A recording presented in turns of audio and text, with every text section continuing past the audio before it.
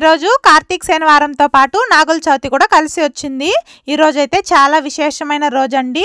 నేనైతే తెల్లవారితో లేసి తలస్నానం చేసి గడప దగ్గర అంతా కూడా నీట్గా పూజ చేసుకున్న తర్వాత ఇంట్లో కూడా పూజ గదిలో ఇలా పూజ అయితే చేసుకున్నానండి. ఈరోజు శనివారం కాబట్టి వెంకటేశ్వర స్వామికి పిండి దీపాలు కూడా పెట్టుకున్నాను.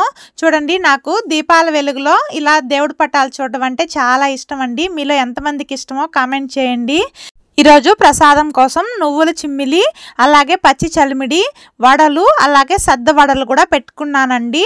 పూజ అయితే కంప్లీట్ చేసుకున్న తర్వాత ఇంట్లో పని మొత్తం కంప్లీట్ చేసుకొని పుట్ట దగ్గరికి వెళ్ళడానికి అన్నీ రెడీ చేసుకున్నానండి. ప్రసాదాలు అయితే నల్ల నువ్వుల చిమ్మిలి, వడలు, సద్ద వడలు, పచ్చి చిమ్మిలి, అలాగే మొలకెత్తిన సద్దలు, పాలు, గుడ్లు, అలాగే పూజ సామాన్లు అంతా కూడా తీసుకున్నాను. దాంతోపాటు చీర కూడా తీసుకున్నానండి. నేను ప్రతి సంవత్సరం నాగమ్మకి పుట్టలో పాలు పోసి గుడ్డు వేసి చీర అయితే కప్పుకుంటానండి. ఇలా చేయడం నాకు చిన్నప్పటి నుంచి అలవాటు. నేను సెకండ్ క్లాస్ ఉన్నప్పటి నుంచి కూడా నాగుల చవితికి ఉపవాసం ఉండి మరుసటి రోజు తెల్లవారితో కూటొక్క పొద్దులు అనేది చెల్లించుకునే వాళ్ళము. ఇప్పుడైతే అలా ఎవరు చేయట్లేదండి. నాకు నాగుల చవితి అంటే చాలా ఇష్టం అండి. చిన్నప్పటి నుంచి కూడా నాగుల చవితి ఇంకొక 10 రోజుల్లో వస్తుంది అనగా ముందుగానే నాకు నాగుపాములు అయితే కళ్ళల్లో కనిపిస్తాయి. నాగమ్మ నా పూజ చేసుకుంటావా చేసుకోవా అని ప్రతి సంవత్సరం కూడా నాకు గుర్తు చేస్తూ ఉంటుంది. ఇంకా పుట్ట దగ్గరికి అయితే వచ్చేసాము. ఈ పుట్ట దగ్గరికి స్టార్టింగ్లో చాలా మంది వచ్చేవాళ్ళండి.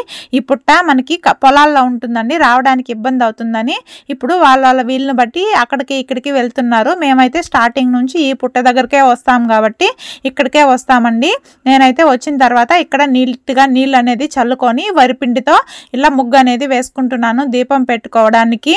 నాకు నాగమ్మ అంటే ఎంత ఇష్టమో అలాగే నాగుపాములు అంటే అంత భయం అండి. ఎంత భయం అంటే కనీసం ఫోన్లో న్యూస్ పేపర్లో కూడా చూడను, అంత భయం నాకు పాములంటే. నాకు నాగుల చవితి అంటే అంత ఎందుకు నమ్మకం అంటే చిన్నప్పుడు 5th క్లాస్ చదివేటప్పుడు అమ్మ పుట్ట దగ్గరికి రమ్మంటే నేను రానన్నానండి.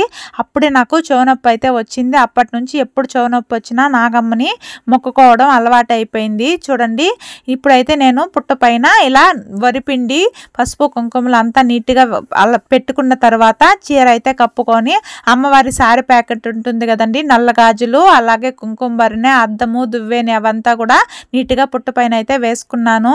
ఇలా వేసుకున్నప్పుడు ఆ అద్దాలు, ఆ కుంకుమ బర్రెలు తీసుకోవడానికి చిన్నప్పుడు నేను మా తమ్ముడు కొట్టుకునే వాళ్ళమండి.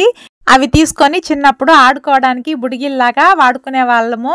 ఇప్పుడు మా పిల్లలు కూడా సేమ్ అదేలాగా కొట్టుకుంటున్నారు. నాకైతే నవ్వు వచ్చింది ఆ విషయం తెలుసుకుంటే.